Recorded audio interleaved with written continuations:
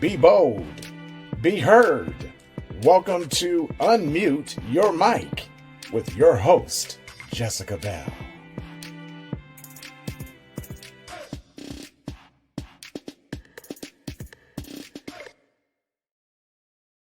The views, information, or opinions expressed during the podcast are solely those of the individuals involved and do not necessarily represent those of Unmute Your Mic. Hello, everybody. Welcome to another episode of Unmute Your Mic. My name is Jessica Bell. I am your host from Kansas City, Missouri. And today I have Shey with me. She is from Birmingham, Alabama. I'm so excited for you all to get to know her story. Shey, if you could just introduce yourself and let us know a little about you. Hi, yes, my name is Shey, or AKA Miss Yak. I also have a podcast that I do with my partner, the Singing Yak Show, as well. But I'm kind of a jack of many trades. I have my hand in a lot of different entrepreneurial feats, as well as a full-time job as well. So I kind of do a little bit of everything right now. That's a good thing, though, right? I mean, especially in this day and age, we definitely need to have our hands in many different things. So could you kind of talk about some of the things that you are doing, some of the things you have your hands in? Sure. So I am trying to get my home DIY business off the ground, and I kind of started it at a bad time because my whole big push was supposed to have been last year, but then COVID hit. So that's kind of been going kind of slow. But I do like polymer clay mugs where take mugs and I have clay designs that I attach to those mugs to embellish them. I also do beaded jewelry. And I've partnered with the same partner that does the Sig and Yak show with me. He comes to vendor events with me as well, and he sells his designer T-shirts. And I do paintings as well with that. So I'm trying to branch that out and get that off the ground. It's been a little difficult. We also have homemade quilts, baby quilts and baby blankets. Those are made by my mom. So fresh off of her sewing machine, not the store-bought stuff. This is stuff that you want to pass on down the generations and whatnot. The good stuff. Okay. So I also have that as well. And then, of course, I mentioned the Singing Yak show. And we are actually partnered with a new internet radio station, parentaladvisory.com. So if you miss our show on Thursday nights when it airs live on Facebook, YouTube, and Twitch, you can also catch the repeat on parentaladvisory.com the next day as well. And then I'm also trying to get back into writing and acting. So I recently did a commercial for a law firm and whatnot. So yeah, I'm just kind of, out there. Plus I have my regular 9 to 5 too. So I'm like, between all this stuff I got my hand in, something's got to pop off so I can let my 9 to 5 go. Okay. Yes, that is the goal, right? Right. So can you talk a little bit about your show, the podcast that you have? What do you talk about? What are the topics? How did you start it? Sure.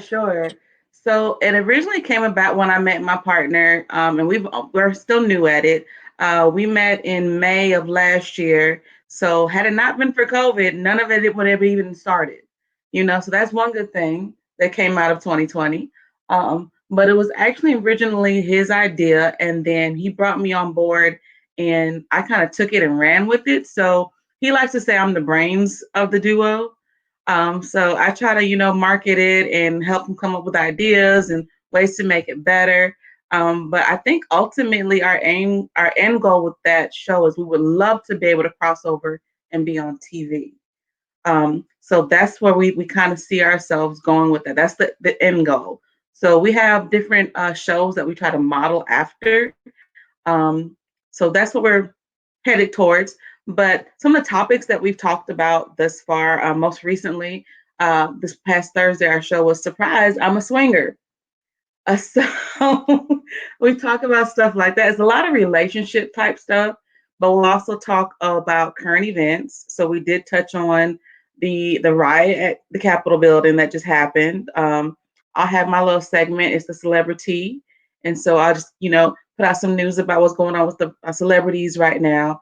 So yeah, it's kind of broad, We don't shy away from anything. I think a lot of our viewers, because the majority of our viewers are we found between the ages of 33 and 44, and they're women. And so majority of our viewers, they're into that relationship, those topics. So we've found that those have been the most popular, but we don't shy away from the other stuff as well.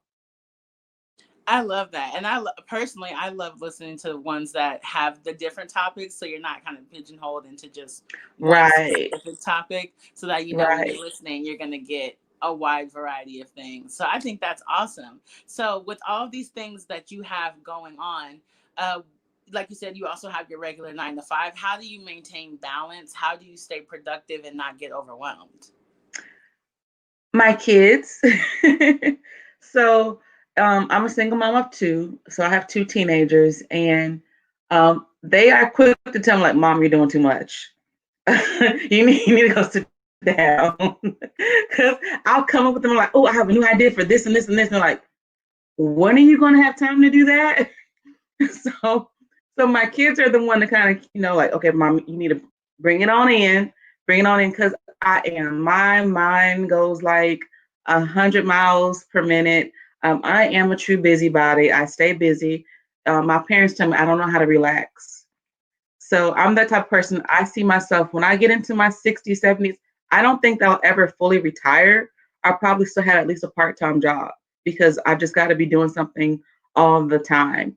But I do try to I stick with we have a regular Friday nights is game night or movie night with the kids.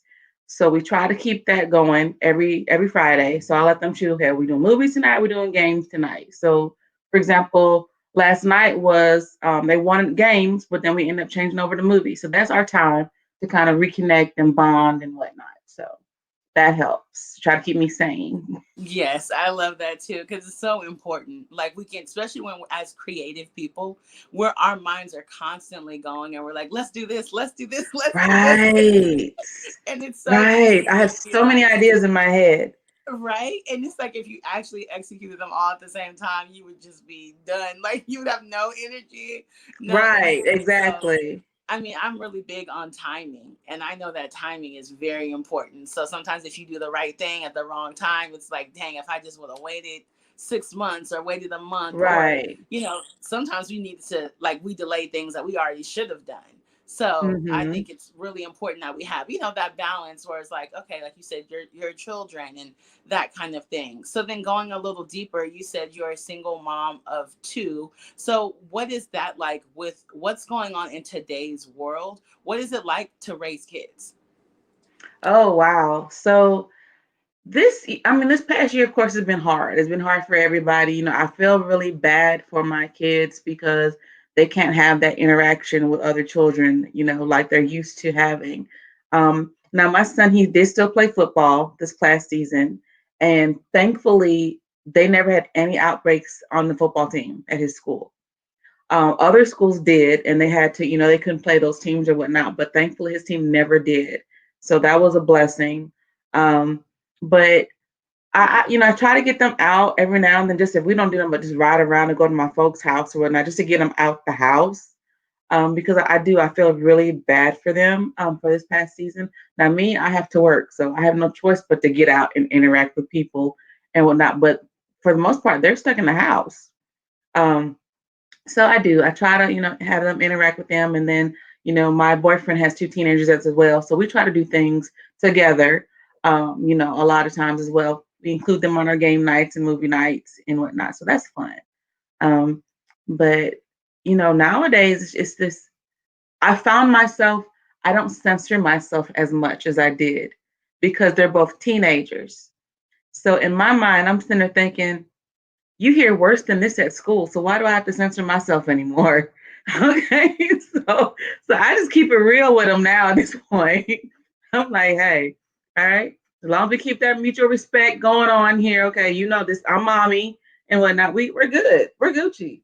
So that's pretty much how I roll with Yeah. my kids. And at that point, when they are teenagers, like you said, they actually won't benefit from you censoring yourself or trying to like keep them in a bubble, because with social Right. media, with TV, with everything in the world, like they're gonna hear way worse than you could ever even imagine saying to them.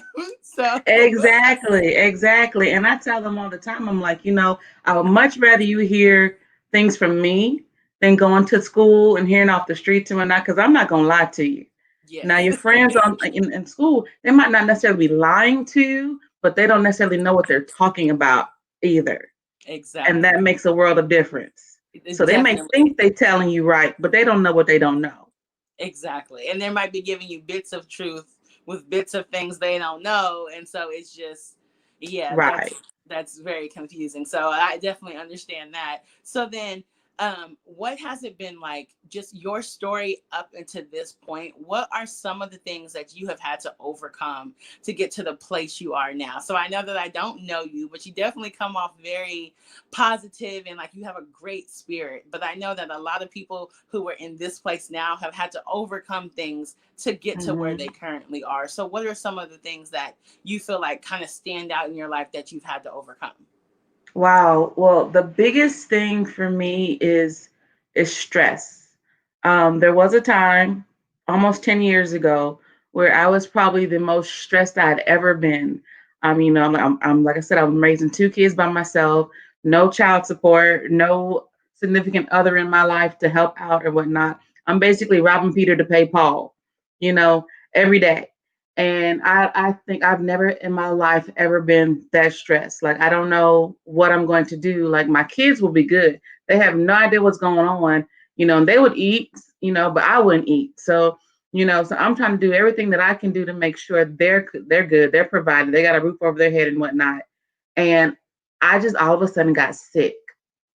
This is about 10 years ago. I got sick. To this day, doctors have no idea what it was that got me as sick as I did. They ran so many tests on me. I mean, I had a fever of 104.8 for like a week. They couldn't break it.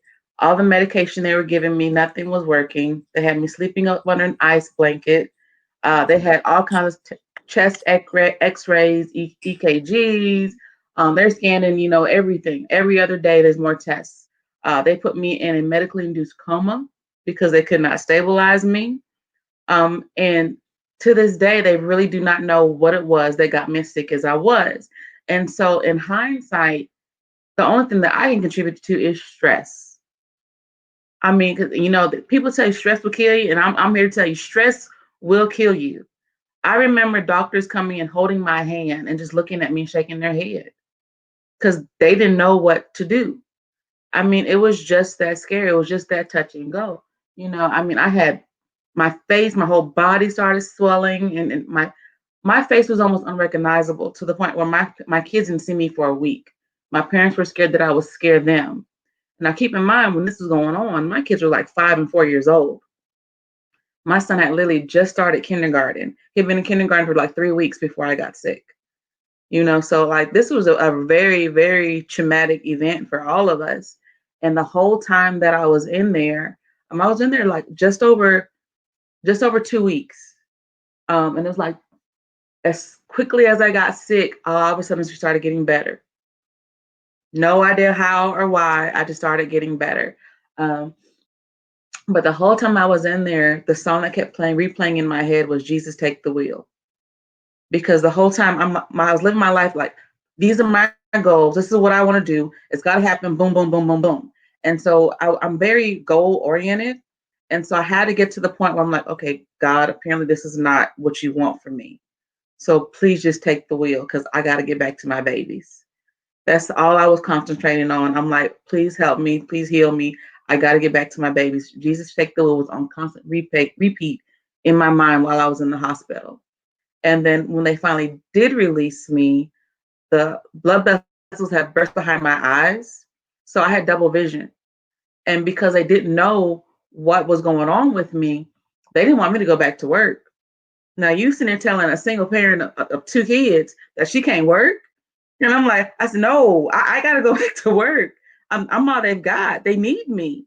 And so in the state of Alabama, fortunately, you only have to have one good eye to drive. So so I convinced the doctors to let me go get my eyes checked. And after getting my eyes checked, they determined I could drive as long as I wore an eye patch. So I had that one eye cover and one eye patch. And I wore that patch for like probably about 3 months before my vision got better.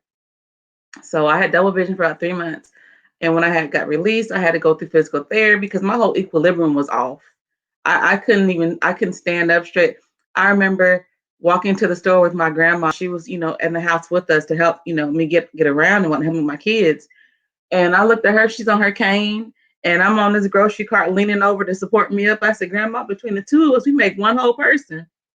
So I mean, like you can sometimes you have to laugh to keep from crying.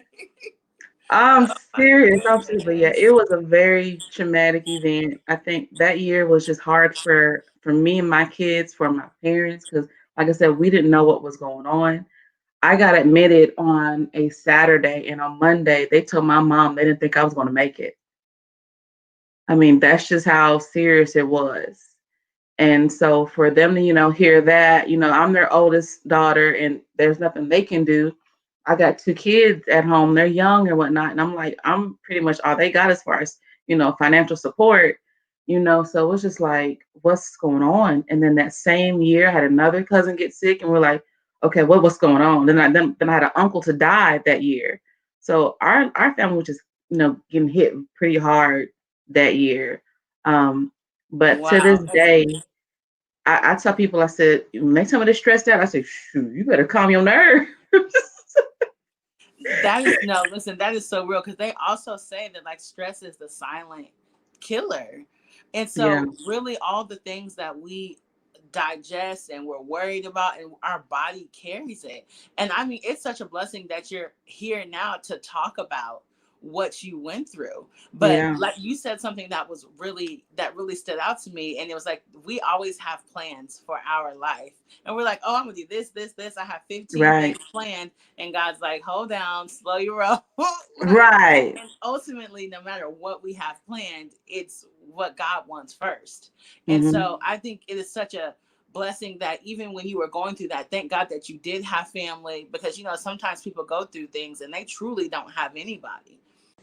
If you are just tuning in, you are currently listening to Unmute Your Mic with Jessica Bell. I am your host from Kansas City, Missouri, as always, and I'm currently talking to Shey. She is from Birmingham, Alabama. Keep listening to hear the rest of her story.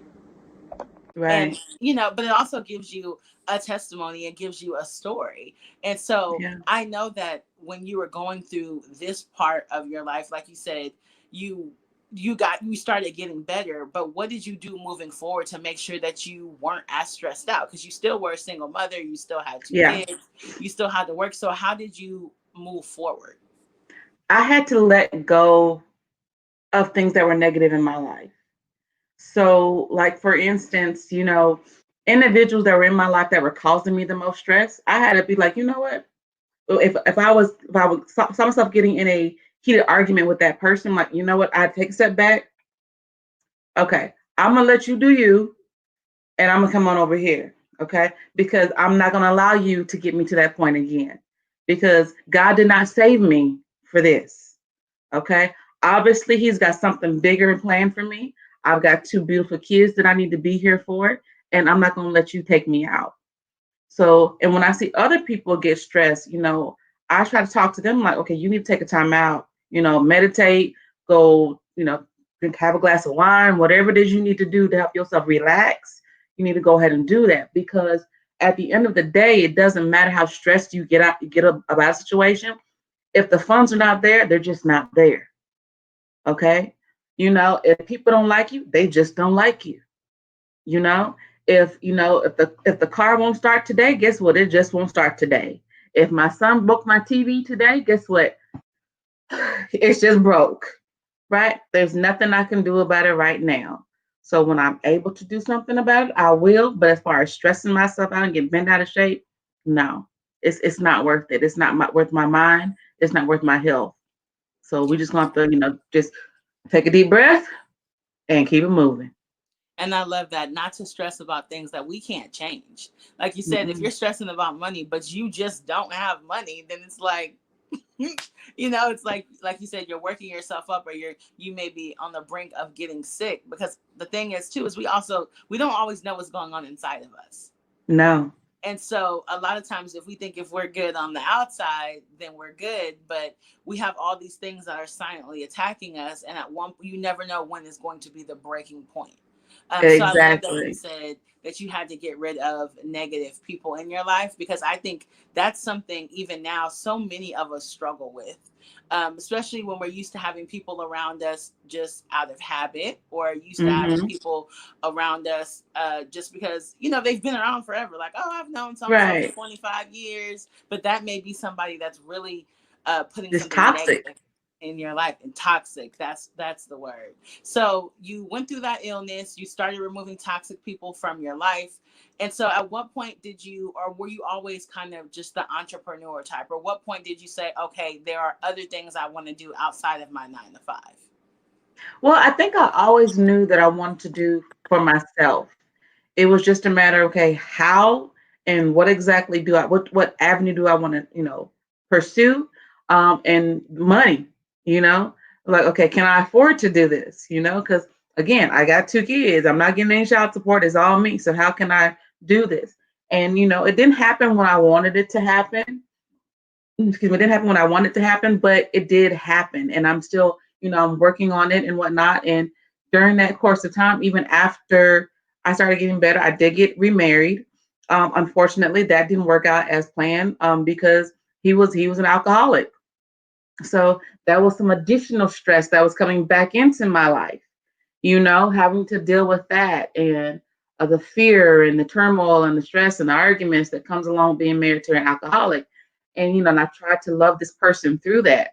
But then it got to the point where I started seeing myself, my mental state was starting to deteriorate again. And I said, God did not save me for this. He did not. Because it was one of those situations where I'm like, you know what? I can see why those women end up on an episode of Snap. Okay. Okay. Listen, you start to understand when you experience things. You're like, they're Yes. not that crazy. Right. It all makes sense to me now. I can see why she did that. Okay. So yeah, I had to walk away. I said, no, nobody. And then so I tell people all the time when I meet new people, I said, look, I have reached my lifetime stress quota. I am drama free at this point. So if you're gonna come to me with that drama, we got to keep it moving. I can't do it. I love that. I'm going to use that. I'm at my Yes. lifetime capacity from here on out. And I mean, and of course, there's always going to be just sometimes the stress of life, but Yeah. that's completely different than just allowing people to come in and drop their baggage or their stress on you. And so I love that you said that. But also, so you mentioned getting married and then that ending. And so, can I ask you, how did you heal from that divorce process? I've been divorced, so I know what that's like. But what were some of the things you did to heal and keep it moving? Because I also know people who have gotten divorced and it just completely wrecked their life Yeah. Yeah. indefinitely, and they weren't able to pick up the pieces. So how were you able to pick up those pieces? Well, I guess it's kind of different for me because that was actually my second time. So I was married to my kid's dad, and we were married for about 8 years, and it didn't end, didn't end well and whatnot.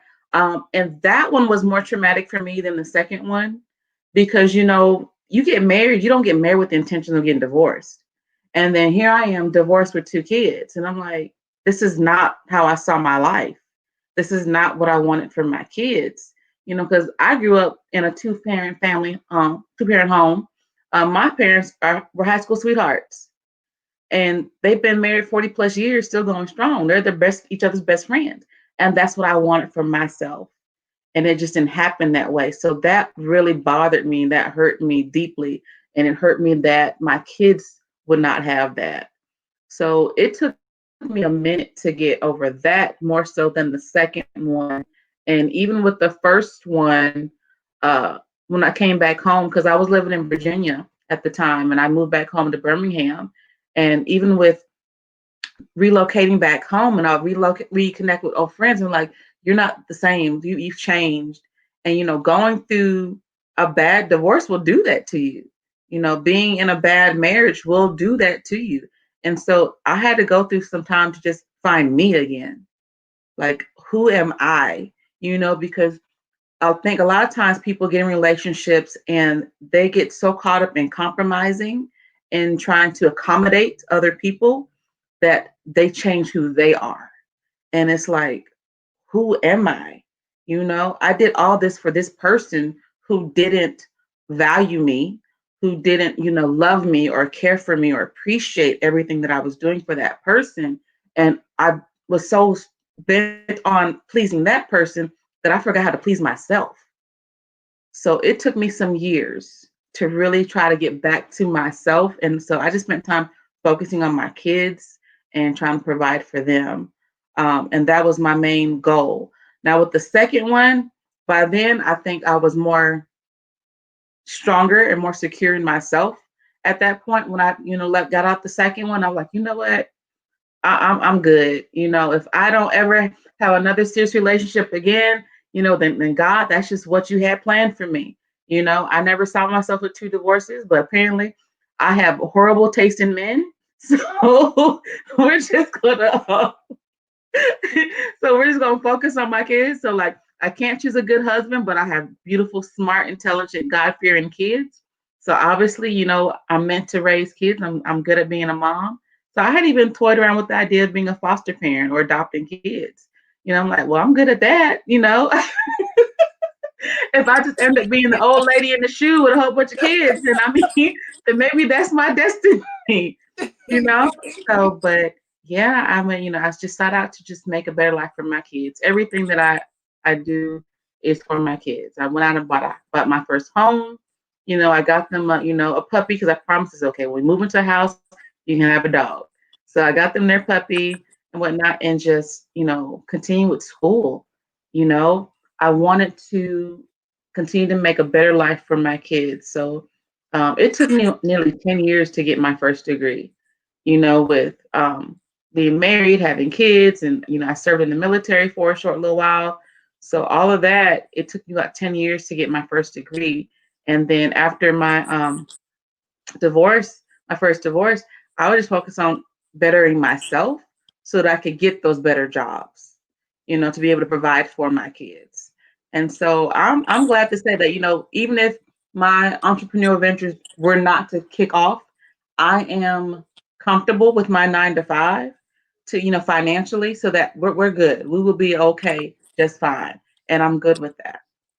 Yeah, and I think that's also a stress reliever too, because sometimes as an entrepreneur, if you don't have a good 9 to 5 that you love or is creating a generous income, the stress to get your other businesses Right. off the ground are like, I gotta do this now I gotta go, I gotta pop now, I gotta be viral tomorrow. Like I need Yeah, you're because you're like right. dependent on rent from your podcast or that kind of thing. But I also think that gives us the creativity to be like, okay, we're okay. And I know these things will pop when they're supposed to, but I'm not overly stressed and I get to be creative.